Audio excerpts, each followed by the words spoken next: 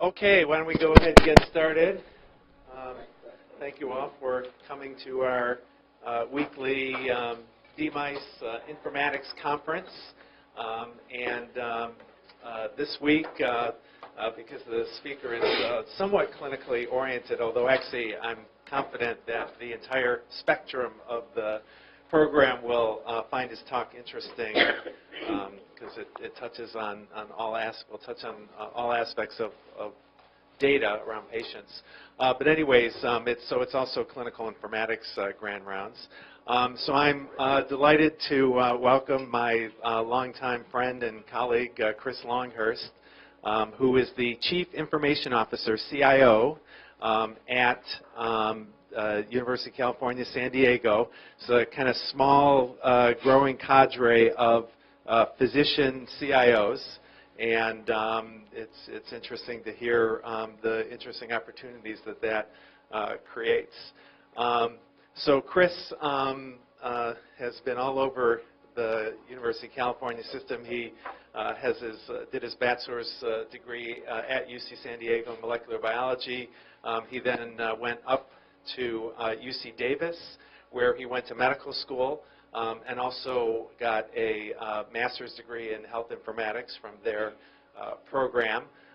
He then did his residency in pediatrics at Stanford and stayed on at Packard Children's Hospital, where he became CMIO and, perhaps important to many of us, launched the first ACGME accredited fellowship. He beat us out of the gate by a year. But that's great. And he was really instrumental in developing the fellowship programs. And then a couple years ago, I guess almost 3 years ago now, he was seeking new and more exciting opportunities. And what was quite a surprise to me, moved back down to San Diego, UC San Diego, where he's assumed this CIO role. Along the way, he's developed a lot of interest in reuse of clinical data, and I think that's probably what he's going to focus on today. And so I won't take any further of his time. I'll let him explain it to us, although I do, as Chris knows, we're streaming this as we always do, and if any of our folks out there listening, which I know there are at least several, want to send a question, just tweet it with the hashtag DMICEConf, DMICECONF, and I'll find a way to work it in. So I will turn it over to Chris. Well, thank you very much. That was an introduction that would make my mom proud. So it's a pleasure to be here today. I really want to thank Dr. Hirsch for the invitation, and it was really a privilege to meet with the Clinical Informatics Fellows right beforehand, and I'm glad that you guys could join.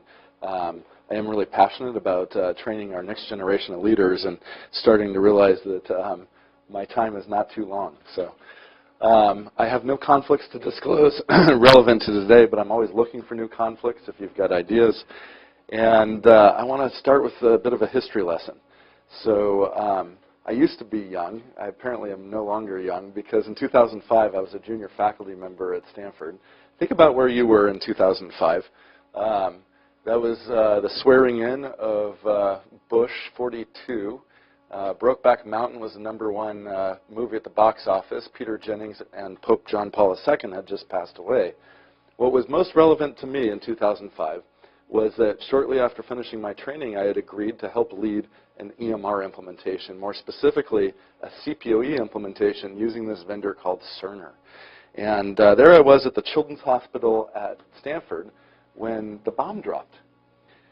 The bomb was the huge paper that generated discussion across the country in a little journal called Pediatrics. This is one of the top 10 most cited papers ever in the journal Pediatrics. And the listservs blew up, and everybody had something to say about this paper, which is titled Unexpected Increase in Mortality After Implementation of a Commercially Sold Cerner CPOE System. So Children's Pittsburgh, where Han and Garcia were, the intensivist group there published this paper. And what they showed was that statistically, the implementation of CPOE in their ICU was associated with an increase in mortality. Now, this was a correlation. It wasn't a clear causation. But they described in the paper how their implementation of CPOE was associated with longer turnaround times for medications because registration took longer, first couple months of their system, because they changed process and policies so that patients that were being brought into their ICU by critical care transport on life flight and other things couldn't actually be registered until they physically arrived, which meant that you couldn't order any of their medications before they arrived like they used to. Well, you can imagine Children's Pittsburgh fixed this not long after go-live, about 2 months after go-live. And in fact, that's why the authors chose that 3-month period after go-live, because that's where they saw the statistic significance. But inarguably, this highlighted some of the potential risks. And remember, this paper came out right at the time that I had decided in my career I was going to help lead a Cerner CPOE implementation at Stanford. So, you know, our intensivist group and the rest of the faculty in pediatrics all read about this. We had a lot of discussions locally. We did a lot of thinking about what it meant. And in fact, I got together with our chief quality officer, our then CMIO, Dr. Hahn, and Dr. David Klassen, and we wrote a letter to the editor, and this was my first publication, was this letter to the editor where I said, you know, we read this with great interest, and we think that it was inadequate preparation highlighted by these bad policy changes, lack of wireless infrastructure, no critical care order sets. That's what contributed substantially to the increased mortality rate. And while we applaud the authors for highlighting the importance of careful workflow redesign, we caution readers not to dismiss the importance of the EMR as a tool to improve quality and safety. We were going to go forward, right? But I have to tell you, Joan, I wanted to go forward really, really carefully and thoughtfully. And so I've shared with many of you that one of the things I did at this point is I started a monthly journal club that our electronic health record project team was obligated to attend. And in the journal club, we would review this paper and others. And a lot of the literature we reviewed had come from here at OHSU. We went through the unintended consequences of electronic health record implementations in such excruciating detail. I can recite to you all 10 of them now to this day. And it really helped to inform what we thought was a more evidence-based EMR implementation, which actually is another paper that I'm not sharing today. But after our go-live, my chief quality officer, Dr. Sherrick, called me up. And he said, dude, he's from Southern California, dude, you wouldn't believe this, but our mortality seems to have dropped. I was like, whoa. And he called me up again at like 12 months after go-live, because you know, you report out to the board on quarterly increments. He's like, dude, you wouldn't believe this. And I'm like, really? He's like, yeah, it's crazy. And 18 months after go-live, he called me up again, because our go-live was 07, so this is now like, you know, early 09. And he's like, dude. I was like, what? He's like, still dropping. And he said, we've got to write this up. And so we wrote up our experience, which was that after our go-live, comparing 18 months pre to 18 months post with a simple kind of statistical comparison, and comparing 10 years pre to 18 months post with a complicated ARIMA, autoregressive integrated moving average, which accounts for seasonal variations and secular improvements, we still saw a statistically significant decrease in mortality after a go-live. In fact, we wrote in the conclusion, sort of bullishly, that after our EMR implementation, the mean monthly adjusted mortality, risk-adjusted, decreased by 20%. And based on this data, we estimated over 36 children's lives might have been saved in that time period. Now, does that mean that the EMR saved these kids' lives? Well, we all know correlation doesn't equal causation.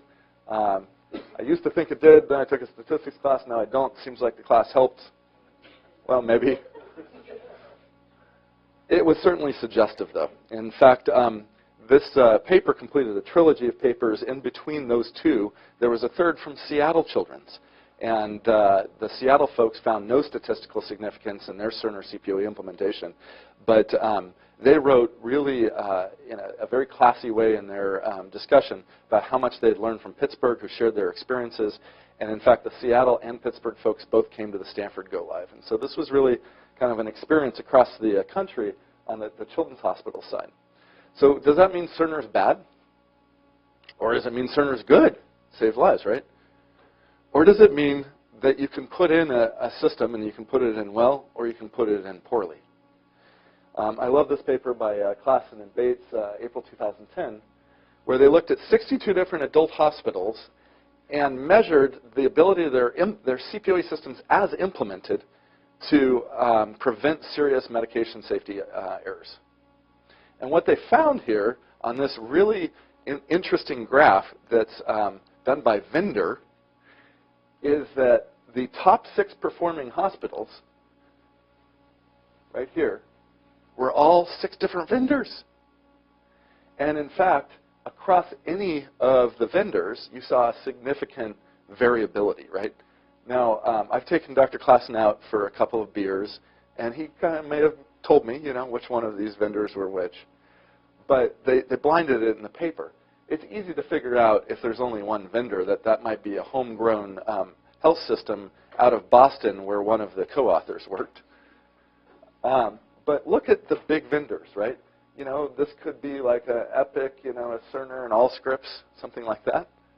And there's tremendous variability, which goes to show the importance of special people, the importance of the team implementing these systems, right, outweighs the vendor choice, which accounted for, in this analysis, less than 20% of the outcomes. So for me, that was really the beginning of the story. 2007, we implemented. By 2010, this mortality paper was out. But at the same time, over at the medical school at Stanford, Henry Lowe and Todd Ferris had put together this really cool research data warehouse.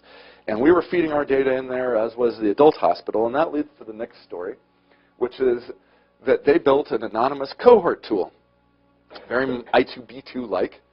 And I got really passionate about the fact that we're putting all this data in, we should be able to get it out. And so I was out espousing their cohort tool to colleagues like my colleague from residency, Dr. Jenny Frankovich. Jenny had become a pediatric rheumatologist, and she cared for a lot of patients with diseases like this, right?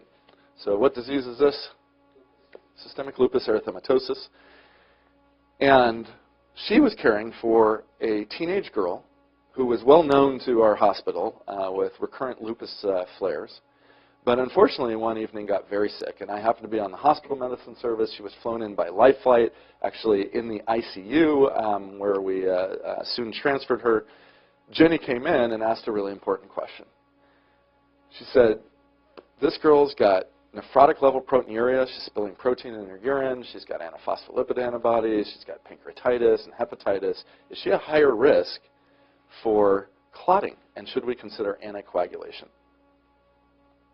So we did what any good evidence-based doctors would do. We went to the literature. And how many studies have been published on teenagers with lupus in crisis and clotting risk? 0. So we did what any good evidence-based doctors would do next. We called up our colleagues for an expert opinion. And we were blessed at Stanford. We had 5 pediatric rheumatologists and 5 pediatric nephrologists. And the first one we asked said, absolutely, I would anticoagulate. I had this kid once who clotted, and no kidding. And the next one we asked said, absolutely not. And we were left holding the bag without any good evidence to help guide what we should do next. So that's when Jenny did something that had not been described before.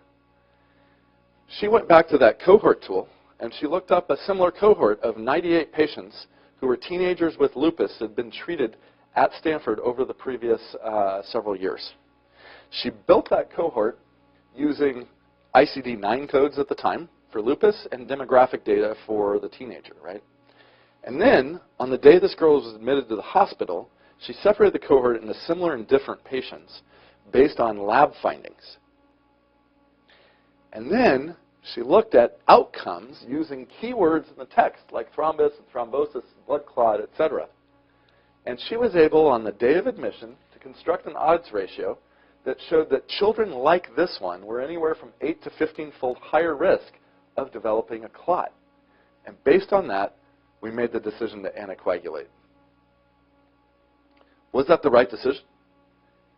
The truth is, we still don't know, right? It wasn't a randomized trial. It was an N of 1. What we do know is that in the absence of good published evidence, we used the data to make the best, most data-driven decision that we could in the circumstances. And if that were my child or my parent in the hospital, I would want their clinicians to have access to that same sort of thing. I will share with you the rest of the story, which is that after this was published, there was a very tense 48 hours.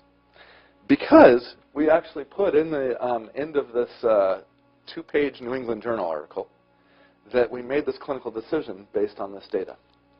And that concern was raised that perhaps this wasn't the right thing to do.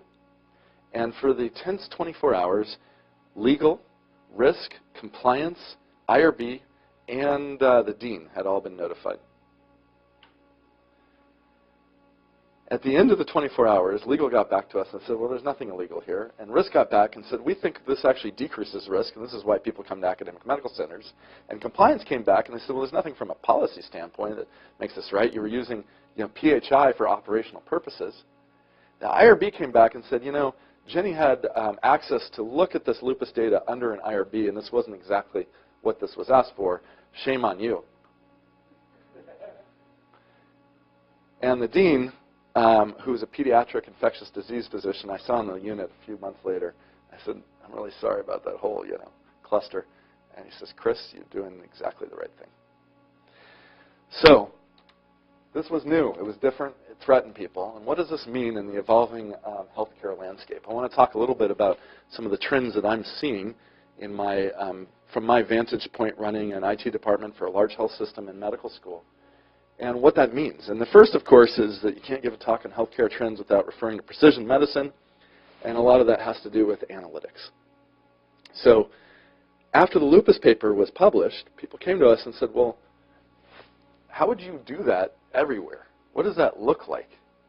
And so I sat down with another one of our informaticists at Stanford, Nigam Shah, and our chair of medicine, Dr. Bob Harrington. And we designed a concept that we called the green button, where in the absence of published evidence, you'd be able to click a button in the EMR and get a cohort of similar patients or patients like mine to help guide decision making, right? Now Bob, our middle author there, is actually a clinical trialist. Bob's been made famous by the large multi-site cardiology trials he runs. And yet, when I sat down to get to know Bob around our fellowship program, he says, everyone thinks of me as a trialist, and I've published 250 papers, and 3 of them were the trials, for the variable that we randomized for. And the other 247 were observational studies based on the data that we collected in those trials, right? He says, we've got to figure out how to use this observational data to help drive faster improvement in the learning health system. And so we co-authored this with this concept that when the guideline wasn't available, you'd use the green button. It would automatically find a large cohort of similar patients. And you could use this practice-based evidence along with professional judgment to inform your clinical decisions. Of course, this could be patient-facing as well. But an important byproduct of use of this is that you would then develop that list of clinical situations for which there isn't good evidence that should be prioritized for comparative effectiveness research. And if you truly built a virtuous learning health cycle, you would then embed that to randomize at the point of care in the EMR, which sites are now beginning to do, right? So that was kind of our vision of a green button. And Nigam and I took it a little bit further, working with Blanca and Enrico down in Australia when Blanca came to do a postdoc with us at Stanford. And we described what informatics challenges would have to be solved in order for this process to work, right? First, you've got to characterize the index patient. So that's about EHR phenotyping, things that Josh Denny and others at Vanderbilt across the country are doing. Then you have to quantify patient similarity. And that's really, really hard, right? You probably need to give tools to the clinician to be able to change those variables very easily. You've got to optimize your cohort selection, visualize the cohort appropriately, and then control for confounders with things like high-dimensional propensity scores, and then integrate it with evidence. That is 20 years of informatics research. So when people ask, well, how come you haven't built that button yet? It's because there's a lot of unsolved problems that'll need to get solved to build it in an automated way. But in the meantime, Nigam and Bob Harrington at Stanford have started a clinical informatics consult service so they can mechanical Turk it. Because all 6 steps there were what Jenny did on the day of admission, right? And in fact, They've now done over 50 consults at Stanford, and the University of California is now following suit. We're the second site to launch an informatics consult service so that when you have a challenging diagnostic or therapeutic decision for which there is clinical equipoise and not good published evidence, you call the consult service and we will generate a cohort of similar patients to let you know in our observational data set what has happened historically to help inform your decision. And of course, we're studying it. I'm really excited about this. I think this is really how we build a learning healthcare system. Now, what is going to help inform that? One of the reasons that I made the surprising decision to leave the comfort and familiarity of the farm in Northern California for the warm weather in San Diego is because I wasn't just joining University of California, San Diego. I was joining University of California, which has 6 health systems, 5 health systems and 6 medical schools. So it was actually my division chief at Stanford, Dr. Atul Butte, who first left to go to UCSF and called me up and said, dude, we're doing this awesome stuff and building a data warehouse with data across all 6 sites. Why don't you come help? And I was like, I don't know if I want to go to UCSF. He says, no, why don't you go to UC San Diego and help? And ironically, I'm working more now with Atul than I did when we were together at Stanford. We're building a UC Health data warehouse, and I am the CIO sponsor on behalf of the 6 sites. We're starting, of course, with the phenotypic data from our Epic electronic health records, but our goal is to add omics and biobanking and financial and cost accounting and other data sets to make this really a world-class resource. We made the decision early on that we would use OMOP as a data structure, much like I know OHSU has done and others for access, which gives us the ability to leverage all the Odyssey kind of tool sets for this, as well as lift and shift when it makes sense. So we're early in our journey on that data warehouse, but lots of things I'll show you in a moment coming out already. So what are the next important trends that I need to be aware of as a CIO, that we need to be thinking about as a healthcare enterprise to ensure that we're building the right solutions? Well, obviously we know consumerism is affecting the way healthcare is delivered, and it's no longer just in the 4 walls or up here on the hill in the ivory tower. Healthcare is in the clinics, it's in your home. And so I look at these trends together, and I would tell you that your OHSU data looks very similar to this. This graph, when I first saw it at a vendor conference, changed my thinking. Across the 12 largest organizations, for one particular vendor that you use here, the weekly and monthly access by clinicians and staff in the health system is eclipsed by the weekly and monthly access by patients. Now, the workflows are very different, granted, right? You get into the patient portal, you're there to look at a result or email your doctor, and you're back out. Whereas your nurse is in for 8 or 12 hours on a shift, and your doctor is complaining about all the time after hours and things like that. But look at that data and recognize that the health record is evolving, and it is more the patients now than it is the health systems. At UC San Diego, over a 3-month period, we had 43% of our patients using our patient portal, and that varies dramatically. Our primary care is in the 80 percentile. And with that, we can do all sorts of really important things. We just had Dr. Tom Del Banco speaking at UC San Diego yesterday, because we're launching not just on the Open Notes project, but on the R Notes project. So this is in the Wall Street Journal 2 days ago. I'm really excited about this because it helps not just the triple aim, but the quadruple aim. Right? Don Berwick published the triple aim 10 years ago in Health Affairs article 2008, where he described that the aim of any healthcare system moving in the future needed to be 3 things. It would be delivering high-value care at low cost to a population of patients in a patient-centered way. Low cost, patient-centered, population health. And for 10 years, that's kind of what we've been talking about until 2014, when Christine Sujansky from the AMA, along with the UCSF faculty member, wrote a really impactful article in the Annals of Family Medicine called Evolving from the Triple Aim to the Quadruple Aim, recognizing that you couldn't achieve those 3 aims without caring for the caregiver, and that addressing physician burnout and physician experience was also important. Open Notes allowing notes to be read by patients as OHSU and the community of Portland has done really well, helps to address the patient experience. Our notes, which allows a patient to self-enter data prior to the visit that pre-populates the physician note, can reduce the documentation burden of the doctor by up to a third. If you look at Larry Wheat's SOAP note, that whole subjective section is really just me typing what you're telling me. And if you fill that out as part of your e-check-in process before coming to clinic or on a tablet in the waiting room, not only does that improve your engagement and our shared understanding of your goals, it also reduces my documentation burden and helps to accomplish our quadruple aim. Do we know that for sure? Well, it's a hypothesis, and that is a great opportunity for scholarship for an enterprising clinical informatics fellow. Open scheduling. When I moved to San Diego, I asked my wife, what do you want in a pediatrician? I'm connected to the pediatricians. We'll find a good one. And she said, I want to be able to schedule on my phone. And I said, okay, but what kind of qualities are you looking for in a pediatrician? She says, I want to be able to schedule appointments on my phone. And in fact, you find in Kaiser, that's one of their main drivers, is access to appointments from their mobile app. We've now rolled out video visits. All of these are based on our patient portal. Here's the appointment scheduling, and we did find a practice, by the way. All the Rady Children's practices allow that. Another thing you can do with your patient portal is you can integrate it with data from the patient's home.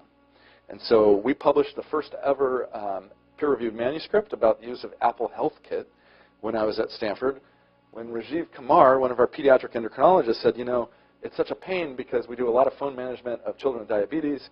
Every time they call, we have no access to their glucometer. And in fact, now most of the patients have evolved to continuous glucose monitors, which create a data point every 5 minutes, subcutaneous measurement, 288 data points per 24 hours. Said, how do you get that data? Oh, you know, we ask them to like fax it to us or like take a picture on a smartphone and text it. And it's like, oh my gosh. Well, Apple Health Kit was announced in 2013 as part of iOS something or other. And Dexcom, who makes continuous glucose monitors, said, we're going to make our product HealthKit compatible. And Epic said, we're going to make our patient portal HealthKit compatible. And so we innovated. We didn't write software. We put the pieces of the puzzle together. We worked with Dexcom to make sure the CGM was working right. We worked with Apple on the HealthKit. We worked with Epic on the HealthKit interoperability. And we set up in this paper, we described the pilot of 10 patients who were able to automatically upload their CGM data to the Epic electronic health record. And it was a passive upload. In fact, most of the patients described that they forgot it was happening until they called. And the doctor said, oh, I've already got your data. I just opened your chart. And again, we're helping to accomplish the quadruple aim because it was a patient satisfier and it was a physician satisfier because it reduced a bunch of work. But what really helped us to take off was when Dexcom said, you guys know there's a CPT code for reviewing continuous glucose monitor data that can be billed up to once monthly without seeing the patient in person. And our endocrinologist said, really? So we tried dropping a few bills, and it turned out that we were reimbursed by commercial payers at a higher rate than an in-person endocrinology visit.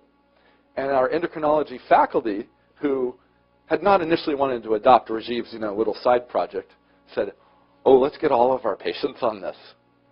Because they could review that data on a monthly basis, provide better care, and get paid for it.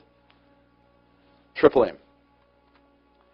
So all this talk about patient portals has been about tethered patient portals. And a question comes up continuously, and Dick has been one of the leaders in this, which is, what about untethered patient portals? What about interoperable patient health records, right? There are people that have been espousing and predicting that these would replace tethered patient portals. And I will tell you, I used to be one of them.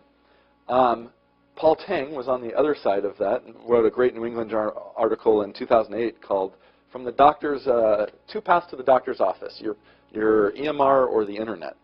And Paul described that he thought that the tethered patient record, which provided secure email and appointment scheduling as well as results review was the better path.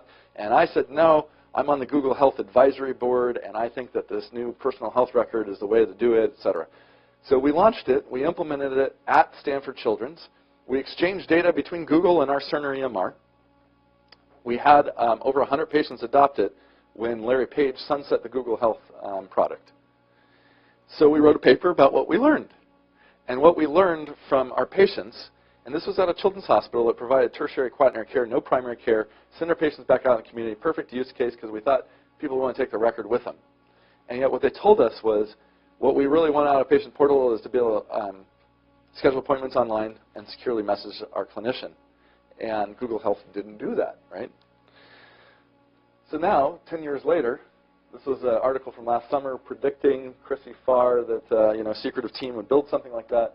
And of course, you now know that UC San Diego was one of 12 health systems that was part of the iOS 11.3 pilot that allows integration of data with FHIR-based standards. Doesn't require a custom build like Google did 10 years ago, and will allow patients to download data to their own mobile device. So I sat in Apple's headquarters, and they told us, the details of what this would be. And I said, I'm having deja vu, because I sat in Silicon Valley 10 years ago on the Google Health thing. It seems really similar. What do you think is different? And the Apple team said three things. Number one, standards. And that's true. We spent a lot of money at Stanford trying to pull out a CCR in a way that was compliant and have a custom transport protocol to deliver it to Google. And now, with FHIR standards, we just had to turn it on. It was an API that Epic's built. Number two, they said that mobile devices, right?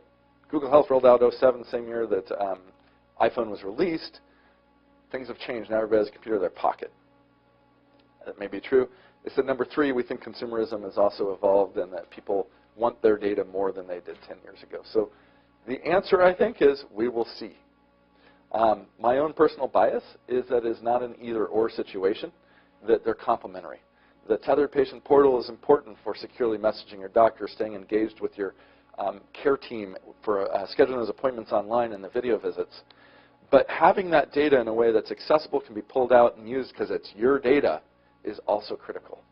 And we're adding the note data through the Open Notes project. Will Apple be able to develop an ecosystem around apps and things that take advantage of this data? I don't know. Google was not able to do it 10 years ago, but I have more confidence in the team that they've built at Apple. All right. Healthcare value. Can't give a talk about healthcare trends without talking about healthcare value, right? More with less. Well, I'm going to talk on some tangential important things. One, the clinical informatics fellows and I were talking a bit about interoperability. I'm going to put out a very controversial statement. I am going to posit that interoperability is essentially solved from a technology standpoint. At UC San Diego and at Stanford, we've exchanged data with all 50 US states through the Care Everywhere network. Yes, that is just within our vendor, but that vendor touches 50% of all adults in the US every year. And now that vendor network, Care Everywhere, is part of Care Equality, which is actually a network of networks, right? Cerner, as part of Commonwealth, has also joined Care Equality. We're already exchanging data between Epic and Athena Health. And although very few Cerner sites have yet signed on with Commonwealth and Care Equality, we're working with some of our local ones to make that work. And that raises a question, which is we have San Diego Health Connect, which is a local HIE that was funded by an ONC Beacon grant back in 2009, got $15 million. By the end of their 5-year grant, still had not been exchanging data. We've continued to fund that with local health systems. There are some important process and rules of the road that were developed about opting out instead of opting in. But the data exchange that's occurring through this is very limited compared to what we see occurring through this, and now the standards that include Social Security and the VA as well. So interoperability is critical, particularly as all institutions, academic medical centers, to survive are affiliating, right? The era of the independent doctor's practice is disappearing, driven by both high-tech and other healthcare reform legislation, as well as the evolving culture of graduating residents who want to join a group practice and not take call 24/7. And so in San Diego, we're seeing this as all the practices are joining either Kaiser or Scripps in our region, or UC San Diego, or Sharp. And part of our strategy, of course, is affiliating with them, being able to interoperate if they stay on their Athena record, or extending our hospital vendor electronic health record. Now this raises another really interesting question, which is you might have read about our hepatitis A outbreak, which was unfortunate and driven by some unclean, unsanitary environments in our homeless population. But what was really cool was that one day the health system said, you know what, we want to reach out to everybody who hasn't had a Hep A vaccine or evidence of titers, and bulk message them that they can come in and place bulk orders that, no matter where they show up, we're going to give them a Hep A vaccine. And we did it in about 5 minutes using a self-service analytics tool. And previously that would have taken, of course, a couple weeks of report writers. Our CMIO for Pop Health, Dr. Amy Siddipati, did this herself. It took a lot longer to decide to do that than it did to actually execute on it. And the reason I bring this up is because it's creating a new digital divide. In 2007, when Google was rolling out Google Health, we talked about the digital divide in terms of access to the internet and things like that. Now, in 2018, there is not much of a digital divide left. Right? Over 90% of adults have smartphones, and we find that lower socioeconomic status have equivalent access to the internet through mobile devices. The new digital divide, I believe, is the difference between large institutions like OHSU and Peace Health and Legacy and Kaiser that have the resources to invest in their electronic health record systems, and smaller hospitals like Salem Hospital and rural and safety net hospitals, critical access hospitals. And in fact, our friend Julie Adler-Milstein, who I know, David, you just published a paper with her. She's now at UC San Francisco, published this great article identifying that across safety net hospitals in the CMS data set, they found that their likelihood to have an EHR implemented was equivalent as larger hospitals, but their likelihood to actually meet some of the more advanced criteria for meaningful use was far lower. So back to the beginning, remember how we talked about it doesn't matter what vendor you choose, it's the team that's implementing it. Well, these safety net hospitals, they haven't been able to hire, retain, pay, and grow the teams they need to effectively run these systems. And so that leads to the last topic, which is that we're seeing a lot of change around healthcare in the country through consolidation, right? We're seeing mergers, acquisitions, and affiliations. I spoke with a healthcare futurist a couple of years ago who predicted that in 10 years, we would have 100 or fewer healthcare systems in the country. We are on track if you look at the pace of M&A over the last couple of years, right? So OHSU here has affiliated with Salem Hospital. No. What was the one you're talking about? Tuolumne. Sorry. Maybe my examples are bad. I was trying to localize them. But you guys are now extending your electronic health record to this smaller affiliate hospital, right? That's what we're going to see, I think, more and more. In fact, one of the corollaries that I have not heard any CIO talking about is that as we do this, as we grow EMR instances to cover more hospitals and more communities, OCHIN's now running in 36 U.S. states, et cetera, we're going to see fewer and fewer health IT departments, and fewer CIOs, and fewer CMIOs, and larger health IT departments that aren't just keeping the lights on, but are able to do the sophisticated and advanced analytics and decision support that are driving those better outcomes towards the triple aim and the quadruple aim. So I told you I joined the UC Health System, right? UC San Diego, but also UC Irvine, San Francisco, LA, Davis, and our colleagues at the Office of the President. This is one of those maps that was generated with data from the UC Health Data Warehouse that I told you about at the beginning. Nobody in the whole system had ever seen a map of all of our patients across the 5 hospitals before. Nobody. And in fact, UC Irvine there was the last UC on a legacy Allscripts system. They wanted to switch to standardize with the rest of UCs. And instead of going on their own instance, they found that the cost avoidance of sharing an instance with UC San Diego was substantial. And so in that process, we've actually migrated our hosting from on-prem to a cloud hosting model. And we're now also hosting the clinics at UC Riverside. So we have 3 UCs now running off of one system. We're in the process of taking our student health clinic that runs on some niche student health system and putting them on our healthcare, our health system-based EMR as well. So we're seeing more and more growth on something that scales really well, right? Now, it's hard work. We had to put in a lot of guiding principles to make this happen. But we're sharing roles. We have a shared CTO across both UC Irvine and UC San Diego. And we're putting together a shared support model. We've actually combined our infrastructure, technology, and networking teams. And we're seeing tremendous benefits from that. We couldn't have afforded at UC San Diego to migrate our EMR to the cloud on our own. It was the amortization of that cost with our sister institution that made it possible and justified the investment. And we're seeing other things like that as well. We've adopted their ServiceNow platform for our help desk processes. Our help desk used to run 8 to 5, and evenings and weekends, the hospital operators were answering the help desk calls. You can imagine how well that worked. Because we now combined our two help desks, not geographically, nobody had to move, just a call center, right? But because we combined them, we now run a 24/7 help desk system. You know, help desk is all about volume, and we've driven down cost and improved experience. And so I think this is a really important trend that we're not hearing talked about a lot. But overall, another reason that I went to UC San Diego, besides getting to collaborate with the other UCs, was this idea that as CIO for both the medical school and the health system, I could help to pull together the three missions, clinical research and education. And the way that we do that is by recognizing that the clinical enterprise and the research enterprise overlap at an empowered patient population. And I believe this is how we're going to achieve a learning healthcare system. Our friend Dr. Chuck Friedman at Michigan has written some about this, where he's the chair of the Department of Learning Healthcare Systems.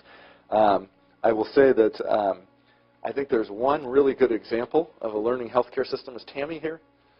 Tammy's not here. We've got a couple pediatricians in here, right, Ben? What specialty in pediatrics do you think has best accomplished a learning healthcare environment? Cancer. What percentage of children with cancer are on clinical trials? 99%. Every child with cancer, right?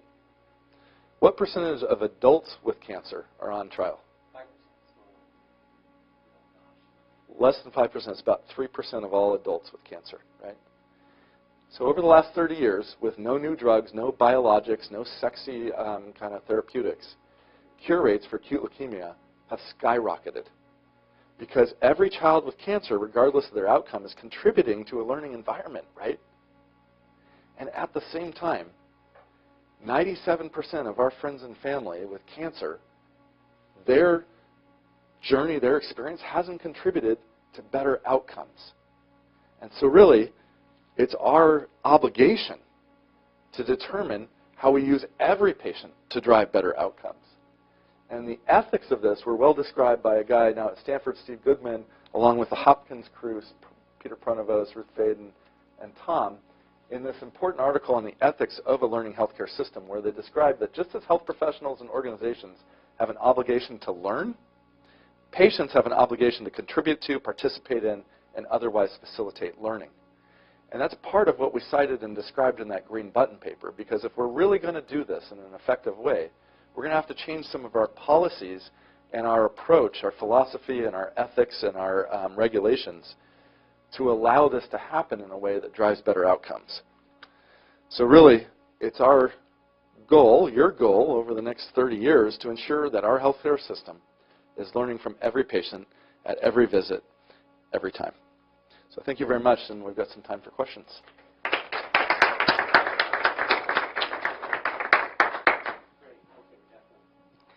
Thank you so much for your talk. This was wonderful.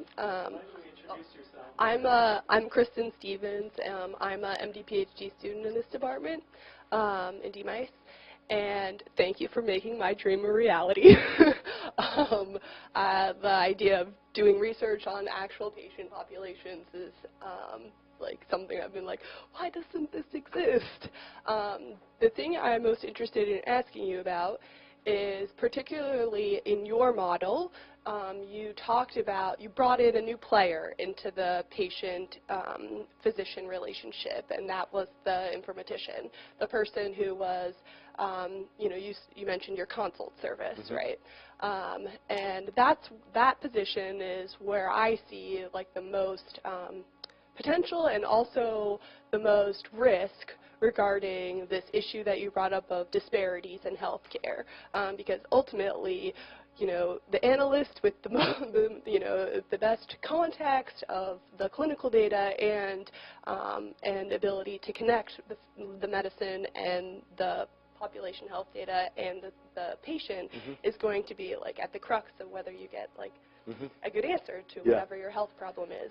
And how do you see that like three-way relationship moving forward in this sort of like you know, data-driven context? I think that's a great question, but I would also highlight that that's not a new problem either, is it? Yeah.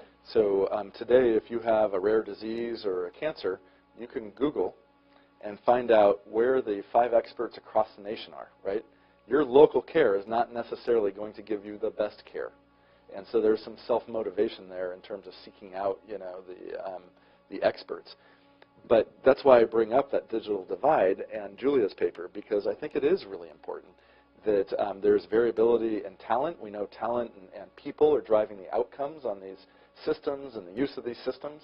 And so to do the right thing for society at large, we're going to need to build up larger talent pools. The way to do that is going to be larger you know, health IT departments and systems with not just the single, you know, physician representing all doctors, but a team of informaticists, physicians, nurses, you know, interdisciplinary experts that can bring their expertise to bear. I don't know if that answers your question. Yeah. So Richard Gibson, Health Record Banking Alliance. So after 30 years and hundreds of billions of dollars spent on electronic health records, we have the large dominant physician view is they've hurt our practice. Correct. And there's no compelling and universal or broadly accepted data that shows that electronic health records either improve the quality, reliability, safety, or the cost of care across all players or a large part. What do you see? What is going to take us to get over that hump so that when we come back years later and say it was in this year that there's an inflection point where the literature or common experience started to show that EHRs are worth the tremendous improvement, are worth the tremendous cost, both practice-wise and financially? Great question, Dick. First of all, I want to say I agree with your assumption there, which is EHRs have not delivered a return on investment. They have not delivered on the promise. That is absolutely correct. In fact, we have raised costs of healthcare because in the era of financial systems, IT ran 2.5% of the operating budget. In the era of automated clinical workflows and paperless, you know, records, IT departments run 5, 6, 7% of the operating of a hospital. That is money that is being shunted to IT that has not resulted in efficiencies elsewhere. We still need 1 nurse for every 4 patients or 2 patients in the ICU. We still need, you know, people in the medical records department, et cetera. There are some efficiencies, but they're not pay-fors, right? So my answer, I guess, to your question would be twofold. One is that this piece here, the healthcare everywhere, consumer empowerment, I think that that's where we're going to get the biggest bang for our buck. We have at UC San Diego a call pool of over 120 staff answering the phones. Like, what?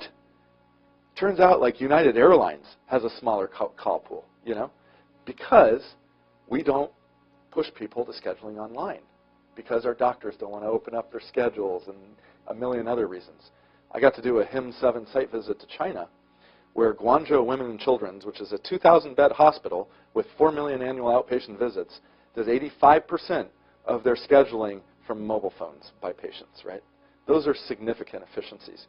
Video visits and televisits and not having to come in, those will align with changes in the regulatory reimbursement, like, you know, more reimbursement for video visits or bundled care, things that incentivize us not to bring you into clinic. Those will deliver ROI. So that's my first answer, is the patient piece. The second answer is analytics, right?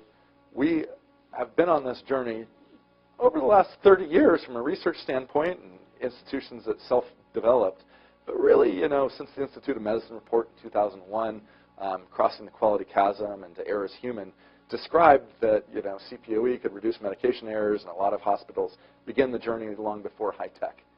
So we really only have, let's say, 15 years, 10 years of experience with systems that have been implemented in a commercial way.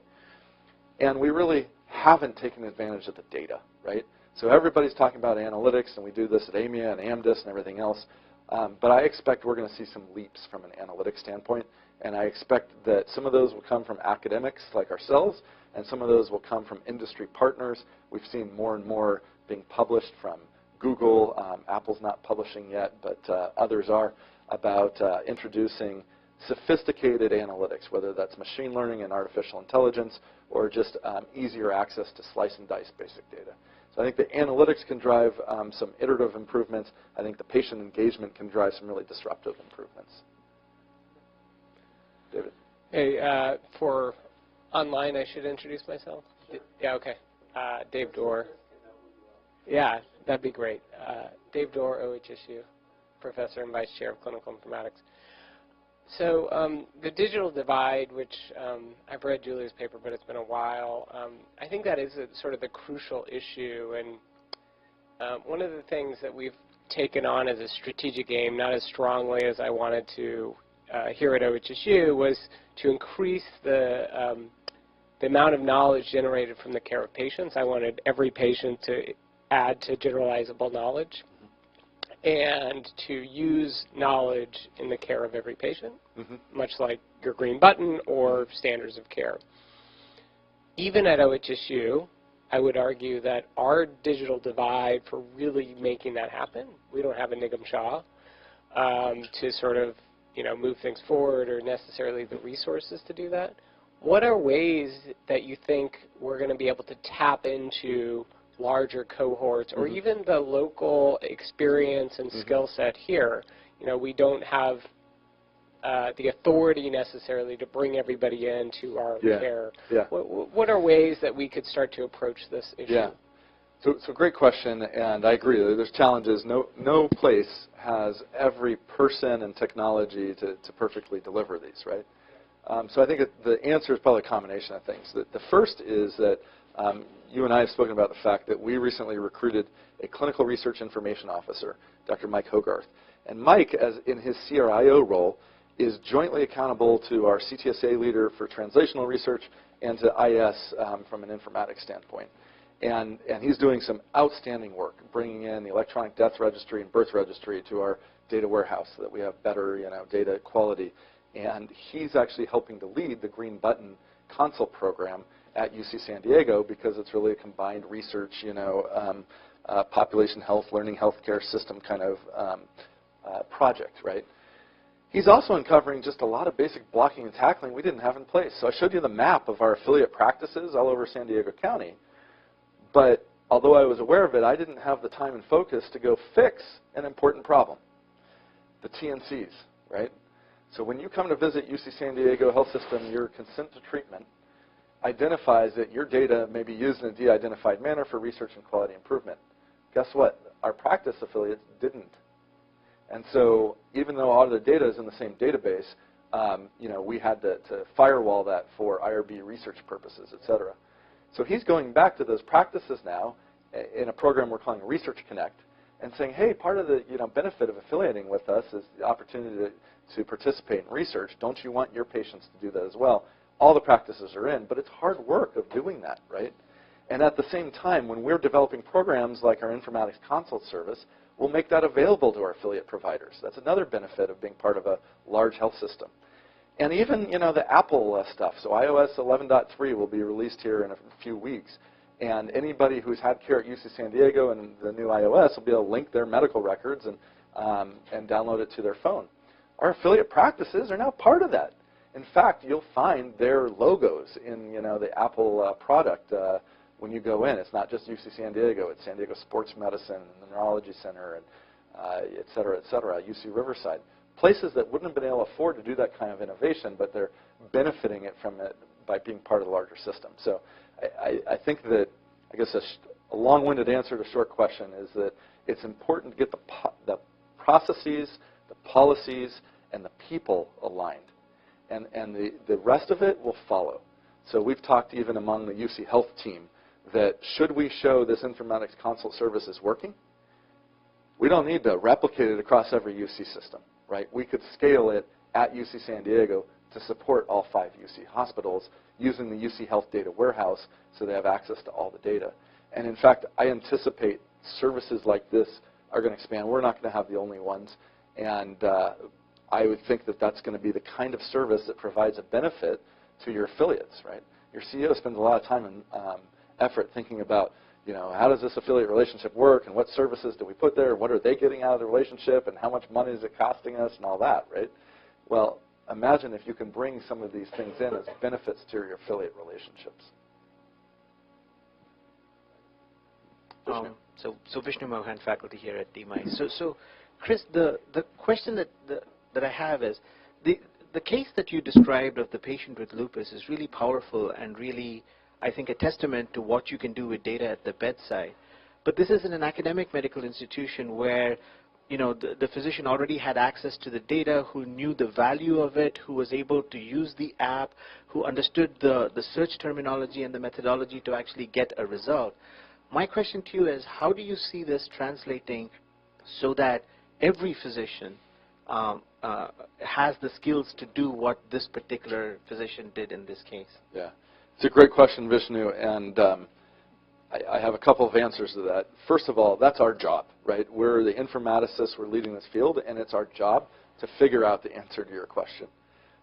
Secondly, it's our job in an academic medical center environment to drive innovation and to drive new thinking and new knowledge. And so this idea of how do we take something that was done in a really unique environment and make it systematically available, that is our job both as informaticists and as academic medical centers, right?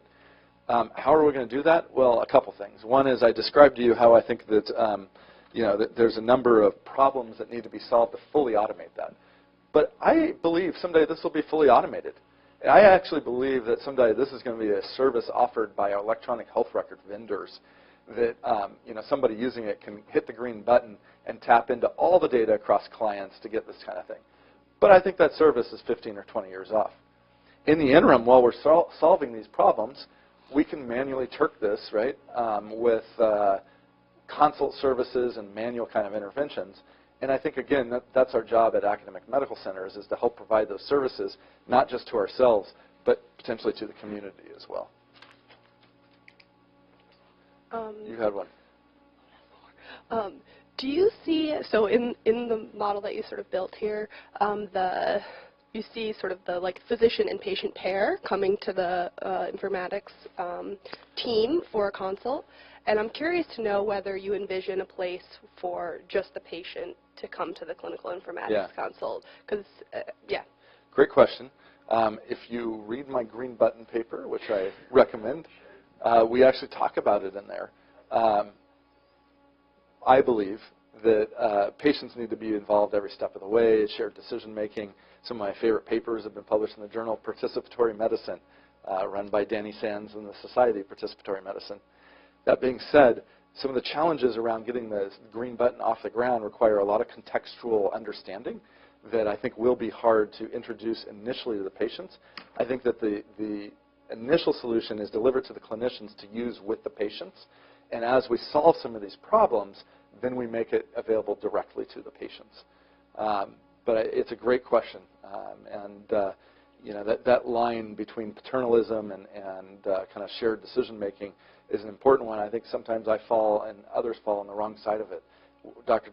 Tom Delbanco was visiting earlier this week, and he brought a patient with him to talk about the importance of you know, releasing those notes. And I'll tell you, it was so powerful that our entire Department of Medicine committed to open notes just because he had brought the patient, and that made such a statement. So there's a few more questions, and then we'll wrap it up. So Chris, I'm Deon Chase. I'm a nurse practitioner in family practice and also faculty here at OHSU. Question for you is, as we're relying more and more on EHR data to make decisions, how do we make sure the quality is built into that data? Is somebody going to be a data janitor who's going to curate this data? How are we going to try and make sure that we don't have, like I'm afraid in my practice, a lot of data that's not necessarily that accurate? Yeah. Great question. I got 3 answers to that. first of all, one of the dangers of the green button is if you're using that observational data, you start to create a bias in that data, right? This is where I saw the best outcomes, so I practiced that way, and now all the data shows that, right? And so that's part of the reason it's so important that you have that virtuous cycle where when there's questions, you start to actually randomize at the point of care so you can truly understand this, right? And that's where I think we'll go in the future is more EHR-based randomization to help conclusively answer some of these questions. The second is a tool Butte would tell you, I don't worry about the quality of the data because the volume of the data will wipe out the low-quality data. And there's some truth to that, right? Big data has advantages that even the dirty data kind of gets swept up in that. But there's still biases inherent there. And so the third answer, and I think the most important, I mentioned with the hepatitis A example, the self-service analytics. I am passionate that our clinicians need to have access to the data that they've been entering all this time. So one of the classic informatics challenges we talk about a lot is the problem with the problem list, right? Larry Weed described the problem list. It's a brilliant idea. Nobody uses it, right? Well, it turns out when I introduced a self-service analytics tool at Children's Hospital, and there was a new drug for treating cystic fibrosis patients, I described to the head of the CF center, hey, let's find all your CF patients. You can immediately message them and have them come in and switch drugs. And so we pulled up the cohort in like 3 minutes at this guy's desktop, and there were like 50 patients. He's like, that's not right. There's actually over 500 CF patients at our institution. And I said, well, I guess you haven't been documenting on their problem list, right? That day, he worked with the nurse practitioner. They documented the other 450, and the next day he says to me, I've got all 500 patients now, and I can look at their data, their labs, their outcomes, et cetera. So the data quality is affected by people using the data.